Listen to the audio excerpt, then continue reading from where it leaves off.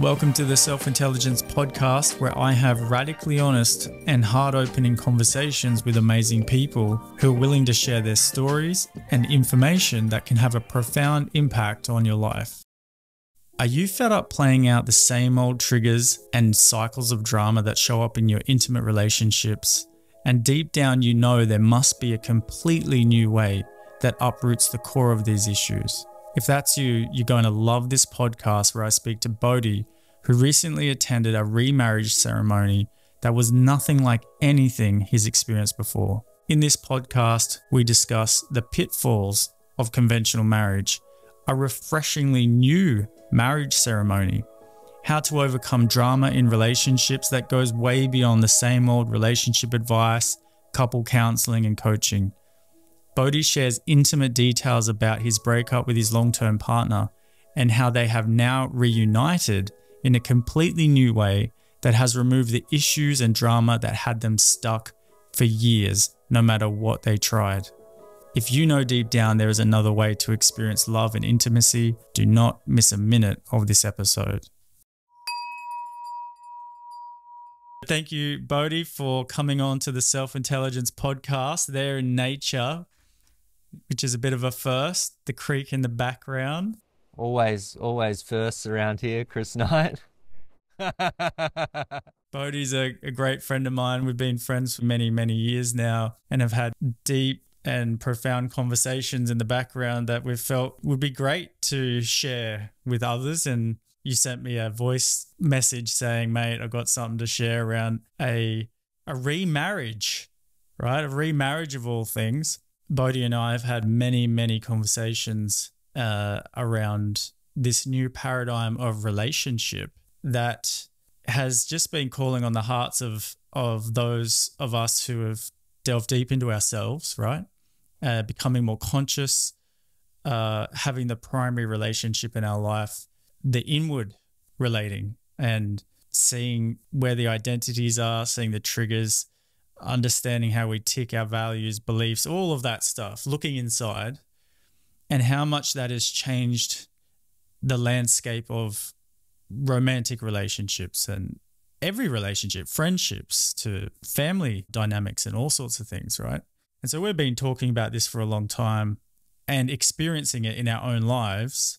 And recently, I'm not going to mention names in this particular podcast, but tell us about this recent invitation that you received, and let's walk down the path of a whole new marriage ceremony that speaks to the hearts of what we resonate with, and that so many others out there who may not think it was even possible to have this kind of thing go on.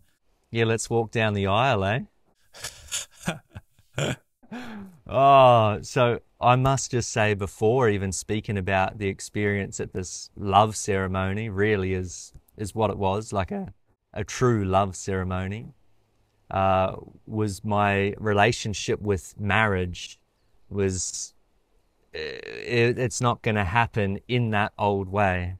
So getting the invite for this remarriage from dear friends of ours was, we both just felt a fuck yeah in our bodies. We just both felt this aliveness. And I was with Kat, my partner and we were together at the time, still together. But we were walking together and we got this text message and I read it out to her and we just both felt the energy in our bodies, and we just booked flights within a couple days to come up to the Sunshine Coast for this remarriage of dear friends of ours. That's what I found so bizarre, Bodhi. I was like, you went to a marriage ceremony? Like, you took yourself all the way from where you are, I mean, thousands of, Ks across Australia to go to it. Like, neither of us have ever been married. Neither of us have believed in this whole institution of marriage in the way that we're being, But I still had proposed to Kat a few years ago, but I hadn't followed through with it because I didn't know how to follow through with something that I didn't agree with. But somewhere in me knew there was possibility. There was a possibility of another way of sharing love and celebrating love. Oh, we've both been clear on that, right? We've both been clear that celebrating love is the best thing ever and is definitely worthy of celebration, right? And that's a little bit controversial right now, that those listening may go, wait a second, you're assuming that people who get married don't love each other and they're not celebrating love. We're not saying any of that. There is these, and we're going to get deeper into this, but the hidden expectations and the underlying implied contracts that go on with these ceremonies, relationship in general, that we have discovered, and I have discovered with literally hundreds of clients, myself included, through various relationships, has caused so much of the drama unseen, unchecked, unquestioned. So we know this is happening, and he's going, I don't want to sign up. I don't want to sign up to that. But I certainly do want to celebrate love. I mean, of course. I mean, there couldn't be anything more sacred to our lives than that. Okay. So let's be clear there. And it's not saying that people who get married in their general sense that they do now, that they don't love each other and so on. But there are many people that don't feel this handing over of the woman to the man, and the implications, the conditioned notions that all of that represents. Yeah. Many people are disillusioned by that. They're repulsed by it even. And it's like, what's the new way? How do we celebrate love that's void of that stuff, right? So you experienced this. So I was so excited to see, what this was. That's why I sent a message straight away, the day or two after when we flew back home, voice message to Chris and Tess, because I just knew, I was like, oh my goodness, these guys have just held this ceremony that connects so fiercely with exactly what we're going through right now in these relationship dynamics, where we are wanting to break the old and release what is just not serving anyone anymore. But a lot of the time we haven't seen the pathways. We haven't seen other people older than us doing this, It's new. We're in the breaking of that form, which is quite unknown. So we're kind of creating it as we go. But at the ceremony, it was like, it was family, it was friends, it was everyone there. And, like a wedding. And I'd spoken to my friend the day before, and she said the first marriage, Bodhi, was the commitment to pain. And they were only realizing that through the reflection and the releasing and all of this old pattern stuff. But the first marriage for that 20 years or so was the commitment to suffer the pain. And then this one, what we're doing is we're committing to love. I still didn't quite get it when she said that on the phone. I got it, I felt it, but I didn't get how they were going to explore and present this and share this with everyone, including their parents and yeah. These people are very conscious people. They're even leaders in the conscious space, right? And that was at the time that they chose the pain pathway. 100%. So because I've worked with many of these conscious leaders in a sense of teaching self-intelligence, teaching self-inquiry and these things. And they often have come at the point of where in the foreground, I'm doing all this amazing work out there with so on. But in the background, my relationship is actually, if I'm honest, fraught with pain and suffering and niggling issues and stuff we all kind of fob off as normal. But actually, what the hell is going on, right? So let's be clear. This is not just these people are leaders in this space of consciousness and love and connection and all of that. That's how that took place, but they've grown, right? And that's another interesting part to mention is before that they decided to have this remarriage, they spent the last 9 months, and they mention this, right? So we're all sitting there, we walk up through this beautiful aisle, there's a fire ceremony to kick it off, Aboriginal brother does a epic dance and welcome to country. The fire's there, and then as they both stand, they're both standing in this infinite sign on the ground that was just made by a piece of material. So the infinite, the figure 8 sort of sign, and one's in one part and one's standing in the other of this on the floor, and they're looking at each other, but then they speak to us, and one shares that the last 9 months they've been waking up most mornings around 2 a.m. and anything that's been held in the body, that's been unspoken, that's been unconscious in their relationship dynamic has been opened, expressed, shattered, released, moved through. And they said it was a 9-month, it's not the end, but it was a 9-month journey before going, let's celebrate and get remarried. Let's celebrate our love. So 9-month journey, yeah. They stand there in front of all of us there. And the beautiful woman, she says, I'm committing to self-responsibility. I'm committing myself to love, and anything that's unconscious, anything that's old, anything that, you know, whatever it is, to be conscious, to be brung up, to be brought to the surface and released. And I'm committing to love, just love itself. And I would love to share this with you. And then, so he's standing in the other part, right? They're not touching hands. They're not in each other's space. They're not trying to put anything on. And then he says, I'm committing to this present moment. And anything that distracts me from the present moment, anything that pulls me away from the present moment, I'm committing to releasing this so I can honor the present love that I am feeling right now and in right now. And I wish to share this with you, this moment with you. And then they stand there and they kiss, they pash, they dance, they turn up the music, they get everyone dancing in that moment. And then they ask everyone to grab some bundle of these leaves and put it into the fire as well. And at that moment, I was looking around the room, you know, when they're expressing this. And I could feel all of those, especially women and men, but especially women that had had a couple of kids, you know, not just, but they were done with the old relationship dynamics. Like me, they're sitting there with my beautiful partner as well, and my daughter Taya, and my partner Kat's pregnant as well. So like coming into this next form of our relationship. And I'm sitting there and I'm looking around the room, and those that are really resonating with this and going, it is possible. We can celebrate this love. We can move into a new dynamic of co-creating with love.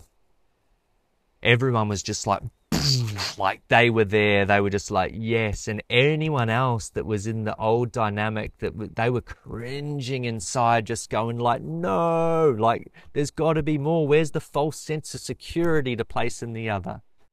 Where can I, and the woman of the ceremony, she also said, you are not responsible. You are not responsible for my happiness. Let's just stop there for a second, because this is what I mean by the underlying implied agreement. When people come together, they don't say this outright. This is not said as a straight out statement. I'm here to make you happy. It's my sole responsibility. It's my obligation. It's my expectation, right? That my now role in life is to make you happy. This is not said explicitly, and yet that's what you're agreeing to. It seems very good. It seems very stand up, doesn't it? It seems very responsible. It seems committed to say that's my job now in life, is to make you happy, to love you, because that would mean I love you if I'm making you happy. And if I was responsible for your happiness, that just somehow makes sense, right? But of course, in learning and experiencing a relationship, and particularly for people who are conscious, meaning they understand their internal environment and what's going on, they start to see that expectation is the root cause of the pain we're experiencing. And I assumed that because relationship is so important, and because it's such a high value, and because we're essentially terrified of being alone, and I don't know how many times I'm going to talk about this, because in each trigger inquiry, I do trigger inquiry as a part of self-intelligence, and it could be trigger about the dishes, it could be trigger about something that caused jealousy, it could be trigger about what happened at the pregnancy, it could be trigger about, whatever it is. So often those triggers come back to the fear of being alone. As society, I've started to realize, has agreed that it's unreasonable for a human being to be alone. We've agreed, we haven't agreed it out there, but we've agreed upon it collectively that it is unreasonable to be truly alone. Therefore, it's my obligation to make sure you never feel that way. And in doing that makes you happy. And that's my responsibility. When I marry you, I'm going to make sure you never feel alone, for example. And this woman is saying, that's not your responsibility. She's saying, no. My responsibility is to discover in my deepest aloneness that I am implicitly, intrinsically, naturally at ease, at peace, complete, fulfilled. These things are intrinsic to my nature. You are not there to fill that void for me. That's what I hear when I hear what you're saying. That's exactly it. And then when she says, and when I have discovered my intrinsic happiness, my intrinsic peace, I'm going to share that with you. That's absolute gold. That's a recipe for a great life. So these things have to be nutted out, Bodhi. We have to discuss when someone says the new paradigm or the new dynamic, what are we even talking about? Like, new dynamic? Because on the surface, they're going to look like they're doing like the same thing as everyone else, right? Well, even speaking out the ceremony, it's right there. You know what I mean? It's so similar to a traditional wedding, you know? It's so similar from the outside looking in without feeling it and hearing it and being in it. Wedding. Yeah, there's a wedding going on there and these two getting married and yeah, so it is breaking down the uniqueness of that. And yesterday I was just thinking about and feeling into this energy of having to put up with someone when you get married in a sort of old way. I'm going to say it's not just an old way, but you know, and feeling like you just have to put up with that person for life, no matter what. You just have to I've signed up for this, so I just got to put up with it. I'm not going to express it. I'll just have bitterness and resentment build inside me and then lash out or just whatever it is. But I've agreed to put up with this. Is that not crazy? Like if someone's talking to you like a piece of shit, if someone's but that's what I've committed myself to. Well, this is the insanity, isn't it? And it's all normalized in the fact that it's completely unreasonable that you shall be alone. Totally. Yeah. And breaking up and all of that taboo, God can't do that. You know, it's like failure is so tied in there. Oh, like failed the person, failed yourself, failed life, because we actually see it as like the highest regard, almost like this long-term relationship only, even though we know that it's not just it now. We still celebrate and see it as this like... My investigation of which started with religion was something that was unquestioned. That's what religion was. This is told to be true, told to be real, told to be believed, and told to be non-questioned. And if you question it, well, there's something wrong with you. And religion is one thing, and a lot of people do question it, and there's science and there's other things to kind of go, wait a sec, is this really true, what is being said here? Plus there's 10,000 other religions that you can go, wait a sec, maybe I don't have the exact right one, or whatever the case. Relationship is, in my opinion, the second top most covert religions that we live in, that has a whole bunch of beliefs that house it, that aren't spoken directly, that aren't made clear, that is energetically in the fabric of our consciousness, that is just like you said, I'm here to put up with you, and that's my lot in life, and that's what I've agreed to, and that's normal. And what I'm going to do is I'm going to seek counseling if necessary, or coaching or whatever.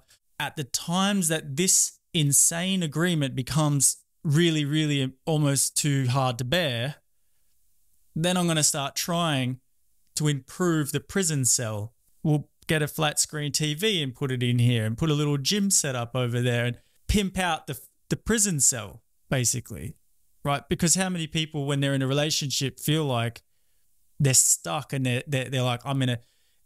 when people end a relationship, what do they say? They're like, oh, I feel like I've broken free, right? Like I'm out of the cage of this dynamic that I've signed up for. But we did our best and we tried to make it a comfy cage that was definitely looking better than anybody else's.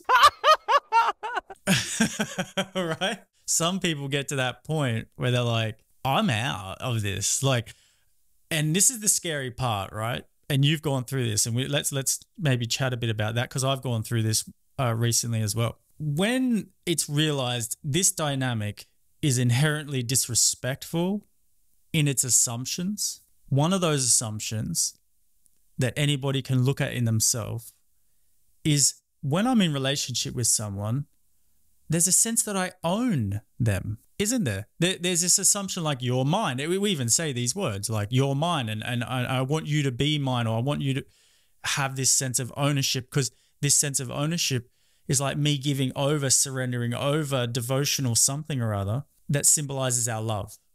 But actually, to presume that you own someone in this way is the foundations of disrespect, and then is the foundations of mistrust, that you would even dare have the audacity to presume such a thing.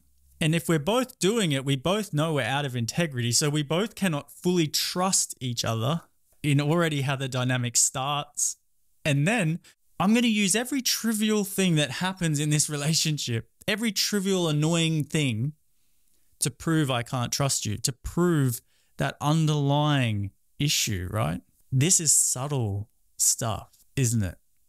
Because I want everybody to look, who's listening to this, who's open to listen. If you're open to be in this conversation, in this podcast right now, I commend you, because it's courageous.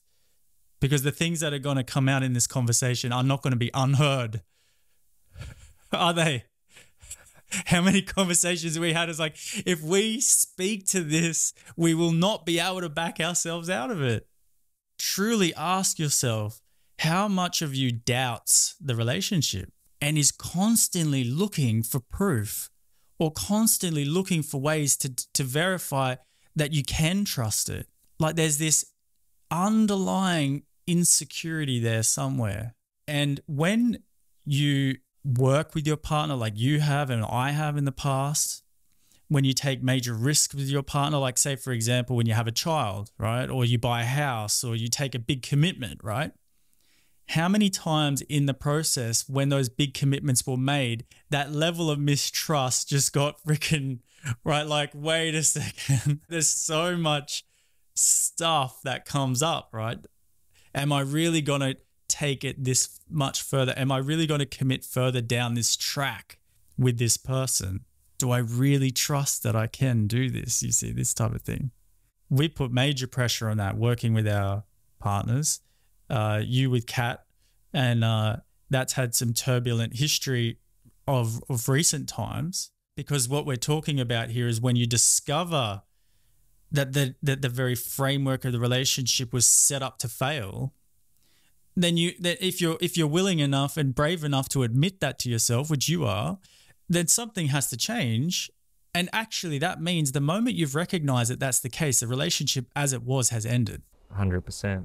And then it's, well, we may now continue together in the new way, or we may not continue together. But what I know for sure is this has got to end. What's here has got to end, you see? And what I loved about this story is that these people said they knew it had to end. They said it had to end. They chose to do the inner work in their own sense and go through some major initiation there to come to like, okay, we can now celebrate this. What has your experience been of realizing the dynamic was false and coming and approaching the new? Like, tell us about it. Oh, that's why this resonated so much, sitting there at this remarriage and feeling it and seeing the possibility of this being celebrated in this. And my whole being was just like in tears of knowing, like a sadness and a joy springing at the same time. because I'm at witness to this, you know, something I know which to be true, but I haven't been able to express even or bring properly, you know. And that's why it resonated so much, because like when Kat and I decided this is it, you know, and we decided to part ways, before that, I'd been expressing what I can commit to and what I'm not going to commit to. We had been going through your trigger inquiry questions as well. Let's stop there so there's some context, right? So first of all, you had a separation a while back, right? So like, so a couple of years back or something. How long has it been now?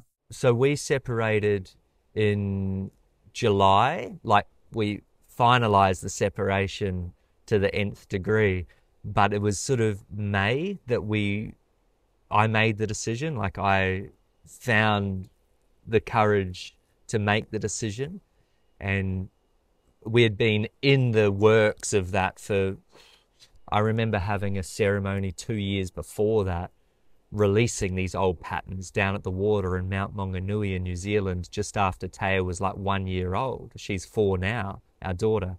So it was like we were in the breaking, we were in the releasing. Let's put some context. So Bodhi and Kat have been together for how long now in total? 8 years. We just celebrated our 8-year coming together since we first met. Okay, and then you've had a child. You've also run businesses together. You've also uprooted yourself and been children of the world and traveled to remote places and lived in New Zealand and so on, and gone through major journeys together, right? Major journeys together. And as a part of that, discovering every step along the way, this thing that doesn't resonate, this idea that's not, but what's the other option, right? Like, how do you do this, right? And then eventually coming to the point, and you said, you asked me, because when I entered the new relationship, what Tess and I did was we sat down and put all the belief systems that we could find that were causing this issue. And we asked, is it true to each belief? Is it true? Is it true? Is it true? Because we know if I'm with the false, love will not be able to be natural.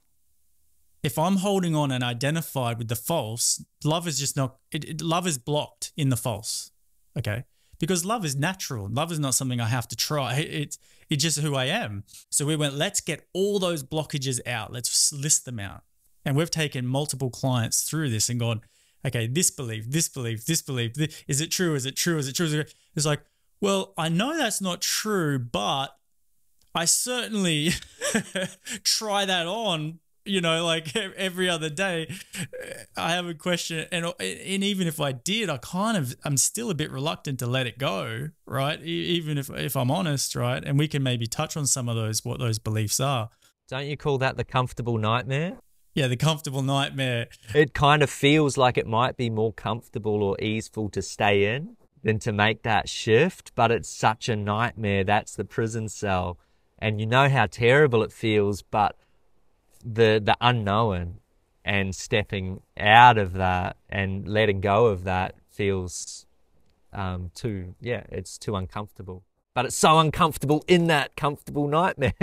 Yeah, well, that's the point. The nightmare has to become so uncomfortable that there's a willingness to go, I know in my heart there's another way that's not this way, and I'm willing to brave the unknown. And now, so you got to that point, you did these questions and so many your own like inquiry, like, but part of that was those questions that I gave you. And then it got to a point of like, enough's enough. The old habits are still kind of there. The patterns are still there. They keep playing out. This has got to be completely cut off somehow. Yeah. And then committing to that and going, okay, no matter what this, I couldn't do that with a false sense of hope that we would say, get back together. So even that, like I just had to completely go all the way. And like, for example, people only referred to Kat and I as Kat and Bodhi. Oh, Kat and Bodhi, we wrote it on our website everywhere. We'd be in schools, they'd be like, Kat and Bodhi, Kat and Bodhi, oh, Kat and Bodhi. We had like on fundamental, you know, practical levels, we had 2 bank accounts, business bank account, personal bank account, no Bodhi bank accounts, no Cat bank accounts. Like, we had come in like this and released everything else that could bring the individual, or, you know, the fear of the individual having their own power as well, their own control over choices and all of these things. So we went in like this, to the point where we were so lost in that. And, you know, on one just little practical element of like what to buy, like, do I have to consult? Do we need, oh no, Kat wouldn't agree with that. So do I doubt myself even without talking to her, because I'm thinking of how she would react to that, and whatever it is, right? But that was one right there. So then it was like, when we made that decision, it felt so clear, but it felt so awkward to the outside world, because we were in love. We were sharing a lot of love. We were dancing on the beach together as we were parting ways. Whose belongings are these? Are you going to take this, Bodhi? So Kat had decided she'd move to Australia to be close to her family in Victoria, where we are now. This is months later. With Taya, with our daughter. I decided, I don't know what I'm doing. I don't know where I'm going. That's not important right now. I just have to do this. And communicating it to Kat over that journey of us separating was also hard, because it kept coming down to this freedom word, which really, freedom, love, it's all right there, joy, you know. But in nasty times, it would come back in like, oh, you just want your own little freedom over here. Yeah, it was all of this. And anyone in a relationship right now, just notice that exact dialogue. You just want, because a relationship is a war of wants. Who wants what, and who gets what, and who's sacrificing what they want, and how much have I sacrificed what I want so you can get what you want. And now, because you're playing the game of wants, you're lying a lot of the time. So then they come out with, you just want, because I've got to put it like that to show you that, yeah, you're handing me this idea, you're handing me this kind of like right presentation, but actually you just want this. I'm going to undermine what you really want. And it's like, why am I telling this person? Like, I need to justify, to defend myself to what I want. This is insanity. And how disrespectful does she feel saying that, not even knowing at the time it feels disrespectful, but it is inherently disrespectful. Because if you loved me, you would not want that. If you loved me, you would want this. Is that what love is? This is our generalized notion of love. If you loved me, you would want what I want. That is not love. That is delusion. That is a nightmare. That is a prison sentence. That is non-improvable. But we try. Yes, when the separation happens, it's like, I will, in the pain and the grief of it, no, I'm so sorry. I will give you everything. I will give you everything that you want. You deserve. You're the best person. You're an angel. You're a da-da-da. All of a sudden it changes, and it's like, back the cycle goes. Back the cycle goes. If you would like to download a free beginner self-recognition guided meditation audio to start your journey of healing and freeing yourself from the inside out, see the link in the description or go to selfintelligence.com. That cycle, like, as we were breaking things previously, let's say 6 months, year, 2 years, knowing something was up, we'd be like consciously shifting things, but then defaulting back, which there's still some defaults going on. And they're the ones to just keep, you know, unraveling as well. But it's like, those were the things that kept me in the cycle and Kat in the cycle, to the point of like, there is no option apart from just continuing the cycle. You know, it just felt too strong. And that was a part of the clear-cut separation. You know, it was like any money we had was just down the middle. Belongings, yours, is this, do you want this? Nah. Do you want this? Yep. Or nah. Okay. Everything down that place. And from the outside, like the people on the island where we're living, they're like, aren't you meant to hate each other? How can you still be living to each other? I was hearing things that people were saying to her, and she was telling me, you know, like, oh, this woman came up to me today and she was like, oh, that fucking asshole, he'll realize how good he had it, and all of this stuff, obviously projecting their own, you know, stories onto it of the old relationship dynamic. Whereas Kat wasn't in that either, because she knew there's something else and that there's something shifting. So then she'd be going back to the person like, oh, I'm actually not feeling that, but, you know, or she'd just listen and, yeah, and she'd be like, yeah, okay. But yeah, so she'd speak it back a lot of the time, and it made it uncomfortable for people around us. It made it uncomfortable for our family because we couldn't quite communicate what was going on. I knew I was choosing love, and that's what grounded it in for me. And I was writing about it to myself, journaling, and Kat and I were unraveling this as well, you know. So like during that process, we were experiencing more love, even though we were breaking up. That's a really good sign, isn't it? But that was the confusion at the same time, right? Because we're not holding on to the seed of hope that if we do this, then we can possibly get back together. Of course, that's a potential in there. Well, see, this is a strange thing, Bodhi, because a lot of people that would listen to this would be going, but I am choosing love. He's talking about choosing love like that's not what's happening in a normal dynamic. How does this make any sense? This conversation of love often goes into places that is so opposite to what love actually is. After learning about that I feel like may be important to discuss here, because I've recently had some real clarity with some clients who have discovered that love is what is here when I remove the false me. And it just is that way. It's not even like I love. It's just that's what is here when I'm not in fear. Because when we use this word, it points to so many things, doesn't it? When I use the word love, I'm pointing to a state that is actually very neutral, and a state that is very, it's not a personal love.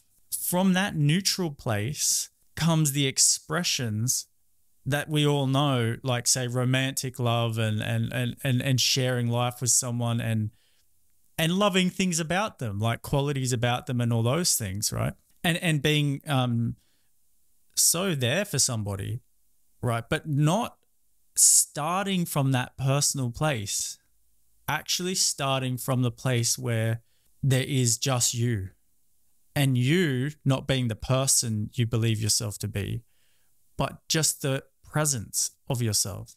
When he said in this ceremony, I commit to presence, or I commit to being, I'm paraphrasing a bit there, that really rang true to the vibration of what I understand, because from this place, present, I just am. There's just the consciousness of this, and I'm not talking spiritual fluff. I'm not talking, oh, that sounds great as a concept. I'm talking the factual sense of here-ness that is not created by me, that it doesn't have a history, doesn't have beliefs, doesn't need me to believe it to exist, nothing like that.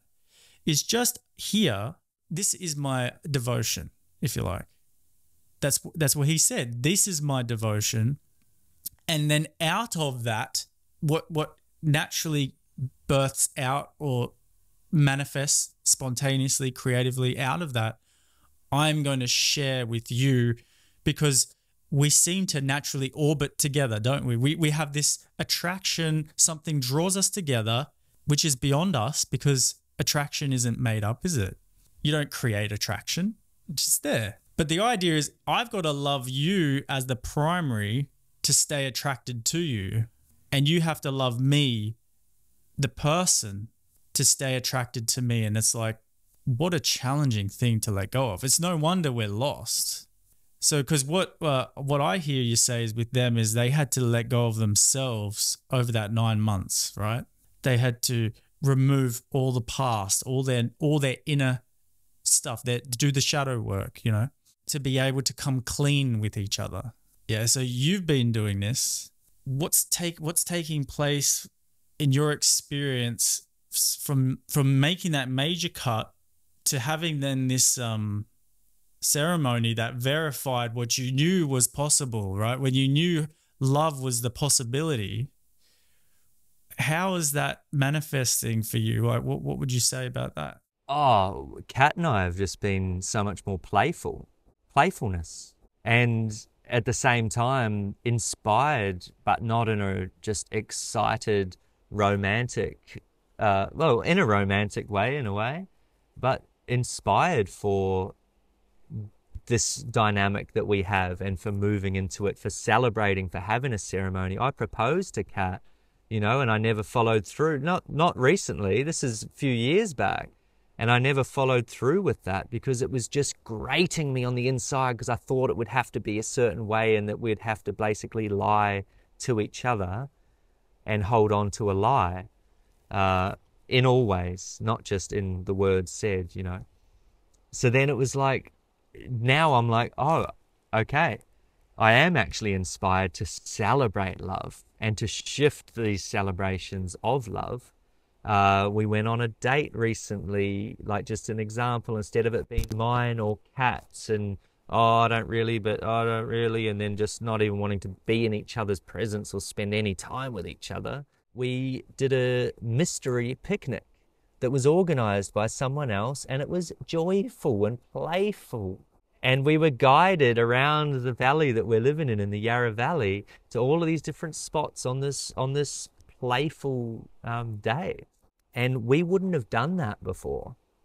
It was too tense. It was like, no, I don't want to do that. And then we would just go from that place. And then like, okay, well then who takes the lead and who follows and compromises this? Or, okay, she really wants to do it. I suppose I'm here to please her, so I'll just do that. It was none of that. The war of wants. And this relationship, like this fresh relationship Kat and I are in, is fresh, is more alive, is moving. We're building a tiny home together. So we're back into like doing things together like this, but there's something else going on in there. The ownership isn't there. Anytime it comes up, anytime it pokes its head up, it's like we're both not going to tolerate the ownership. Whereas before, let's just say sexually, as I'm sure everyone will relate to this, I literally believed and thought of that her body is mine to have sex with, to touch, to grab, to handle, to, you know, that she almost owes me this every second night or whatever it is. Even if she's not feeling it, there's no energy, you know what I mean? Well, because you're stuck with her. You're stuck with her. So if I'm stuck with you and you're stuck with me, well, these are the things I want and you got to give them to me. And these are the things you want, you got to give them to me. Like, it's... Yeah, so sexually there's aliveness, there's playfulness, there's presence. Let's talk about sexually. Let's just, because I think that's very relatable, right? So in the beginning, there was sex. Not there was light, there was sex. So in the beginning, there was sex, and there was lots of sex, and there was spontaneous sex, and there was a lot of adventure there. And there's this kind of sense of like, well, of course that's not going to stay. And there's a bit of a just letting things dwindle into, yeah, expecting, well, at least we have sex like, you know, as long as we're having sex 2 times a week, then I guess we're normal or something like this. There's some kind of, amount a week put on these things, in this kind of dynamic. When the war of wants takes place, and we haven't talked really specifically about how to end that war, but this conversation's a massive conversation. This is part 1 of many parts. But the war of wants says, well, I know what you want and you know what I want. And so we have this power game happening. And when you don't give me what I believe was definitely reasonable that you would give me it, and all of my friends agree it's reasonable, and society in general thinks it's reasonable, and the fact that you didn't give me what I feel was reasonable, then I'm going to now withhold from what you want, because if I don't withhold it from you, then I'm agreeing with it that it's okay. And if I agree with it that it's okay, I'm going to get walked over, I'm going to get used, I'm going to get treated like, a doormat. So I've got to protect my position in what I want that I know I believe is reasonable, to find out all of that was based in delusion. And that's a big step to take. One of the questions that's in the inquiry is, are you entitled to a different outcome or situation? If everybody in their relationship just asked every time they get triggered, is it true that I'm entitled? The question is, am I entitled to sex right now? And then as soon as you put it in those terms, entitled, you're like, well, of course I'm not entitled. How would I have this idea that I'm entitled to sex right now? But I'm definitely living like that's true. And my body language and my tone and my thoughts and everything else, they're saying it's true. But if I actually deliberately ask the question, it seems so ridiculous, doesn't it? So how have you navigated those triggers? How have you dealt differently with the times where you get upset by things aren't maybe working out your way, or not aligned, or something's not flowing, or whatever the case, which happens, and that will naturally happen with anybody?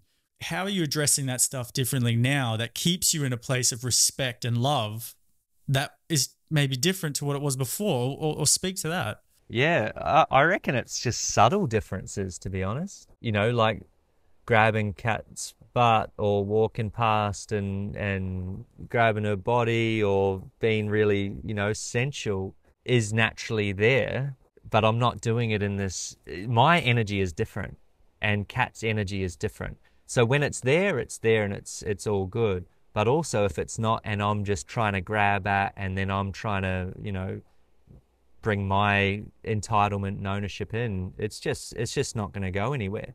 Both sides, you know. So I think the awareness is clear, both sides, that's just not going to operate here.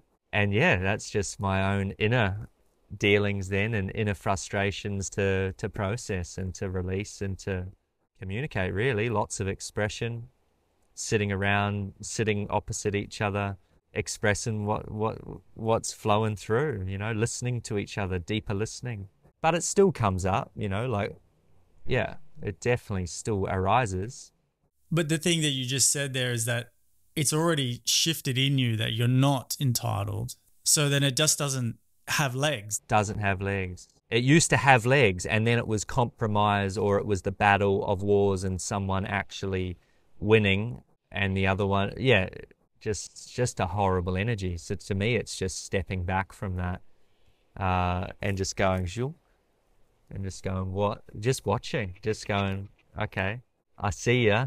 How great is it to be in a relating where you don't feel it's wrong or that there's an issue if you're in your shit, that you can be in your shit and it's not their responsibility for a start. And if they're in their shit, it's not your responsibility to make it better, but your responsibility is to clear yourself of anything that you make it believe it is your responsibility, because that's when you screw it up. That's when you get in their business, and that's where it becomes disrespectful again, and all these things. In the old dynamic, to speak to old and new dynamic, the old dynamic is, if I'm not getting in their business, then that's saying that I don't love them. But in the new dynamic, if you like, it's, if I'm not getting in their business, that's showing them my deepest respect and love. It's completely the opposite way around, isn't it? It's opposite land.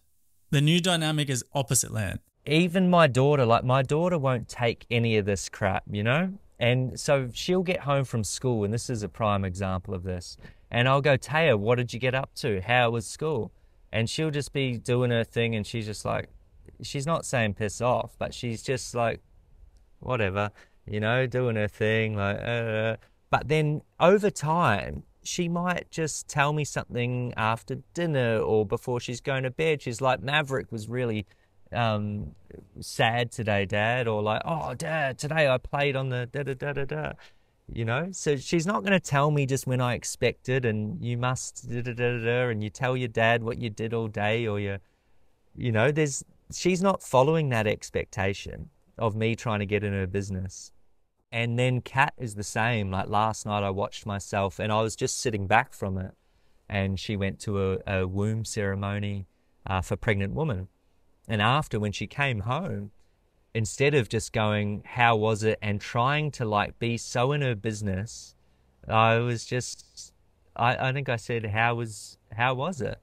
And then I didn't, like I've in the past tried to get everything out of her of like, you know, and I just didn't. And it was such a different experience after, like we were doing little massages and, you know, over the course of being there, she shared a couple of things, but I wasn't trying to like, it was just different, and it might unravel over the next weeks or months, or it might not, and that's okay. And she can share whatever she wants or not, but I'll still notice myself trying to, you know, yeah, be right in there because, and out of interest too, but also because that's what I'm expecting that as a partner or a father you're meant to do. And the Steiner education, where my daughter is, they advise you, they write a big letter telling you that they recommend you not to do that. Your child's been through a whole lot of the day. They're in the present moment. No need to try and get them to relay what they did. Be present with them. If you don't ask, it's not love. You're not loving them. You're not interested, Bodhi. It means that you're a bad father. I'm a bad person. No, actually opposite. Stop getting so involved in a personal way, right? And how much love is there? We haven't been taught this, Bodhi. There's very little example of this. No, and that's why it's all confusing at the same time. It's not confusing in a doubtful way once you're like entering into that new dynamic. It's confusing in the, you know, the trusting of it, because usually we're looking for calculated trust in that fear state. And then we're looking at, say, old couples that have been married for 60 years and what worked for them, or we're seeing our own parents and like, or whatever, my own parents breaking a year and a half, and stepfathers and different relationships. And yeah, so we're really absolutely walking in the unknown or uncharted territory, or, you know, this wild land with our eyes. But in our bodies and in the senses, we're actually more at home than we've ever been, because there is a knowing. There's an unknown of this, but there's such a knowingness of that sensation, of that feeling. And that's what you said when you said, where's that false sense of security in this whole celebration? There's nothing. It's like there's nothing here. No one pinned themselves down to some kind of security that I can grab onto. And that's why it was painful for some in the old dynamic at that ceremony, watching that and going, is there going to be something more? Because otherwise it's not enough to just commit to that, is it? To just celebrate that, is it? So it was terrifying. At the same time, it was confronting just being a witness to this. And it was so peaceful at the same time. And for those willing to actually see it and feel it for what it is. And those that have just been so challenged in these dynamics that are just done with it, you know? We're looking around nodding our heads towards each other, just going, oh my goodness. Like, yeah, for anyone who's listened to this and who knows in their heart they've resonated with something, right? There's just like, there's been a lot said here. It's gone in all sorts of different directions, but I just know there's something here. There is a path. There are ways to clean yourself, your internal environment, to inquire, to look in, to see what mess you're bringing, essentially, to the situation in a way that's not judging yourself, being right or wrong or any of that stuff, but taking full responsibility, as that woman said, because her version of taking that, who knows what her specific version is. Maybe I'll get to talk to her one day and say, what is that to you? You know, what does that legitimately look like? What's the practicality of that? I've spent the last 15 years formalizing the practicalities of the how-to of all of that. So it's not just some nice conceptual idea of love. Okay, what is this? It's actually knowing this, having specific skills and processes, knowing how to do that, knowing how to step into this freedom dynamic that does not, and freedom means responsibility. Freedom doesn't mean the absence of responsibility. When people hear this, when they say I want to be free, it's often like, I want to be free of responsibility. You're more responsible now than you were before. You're taking greater responsibility. How do I do it? How do I take this responsibility?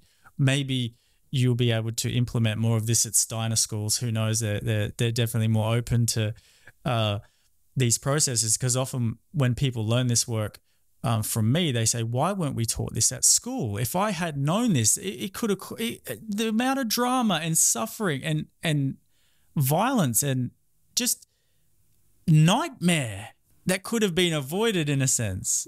But even by us as the parents now breaking this, dismantling this, stepping into it, that is the support for our children to actually see possibility. Then like the skills and everything that naturally we'll be sharing. And then, yes, schools, 100%. It's the, yeah, because it's not just about a relationship.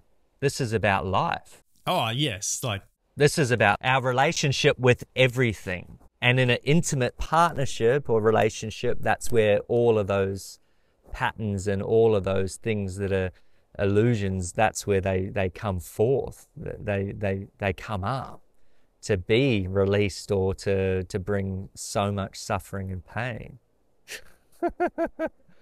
But it's really about our relationship with the whole life itself. Yeah, man. Thank you. Thank you for bringing this conversation. I think it's just one of those conversations that people really value. Relationship has taken up probably 70% of my workload. Why? Because that's where the value is. That's where the importance is. That's where the heart knows this is where I want to discover, and this is where I want to have that sharing, like sharing your life with someone. You couldn't have more of a drive than that. But how do I do that in such a way that's wise, that's respectful, that's love, true love based, not personal love, that jumps around like a ping pong ball, like every other moment can be something else, but that is intrinsic to our nature. How does this come into the conversation? And of course, many different people are going to get there in different ways, but it will be the same thing. It will be the same conversation. That's why I love talking to you about this and hearing others that are doing it, because they've found the same destination. But there's some key terms that I hear that everybody uses once they've arrived. You know, sharing is one of those. True responsibility is one of those. Invitation is one of those. Radical honesty, listening. Oh, present. Yes. All of these terms start to naturally come out when this is happening, isn't it? Yeah. Yeah. Thank you so much. And we'll tune in with you as it goes on and catch up on the next conversation about whatever that is. Sounds awesome. I'm going to jump in the river, the Yarra River. It'd be nice and cold. Oh, it's chilly, all right, but really beautiful. Look at that light shining through. Oh, yes. Have an epic day, man. Beautiful to connect. Thanks to all of those out there listening, and enjoy the journey.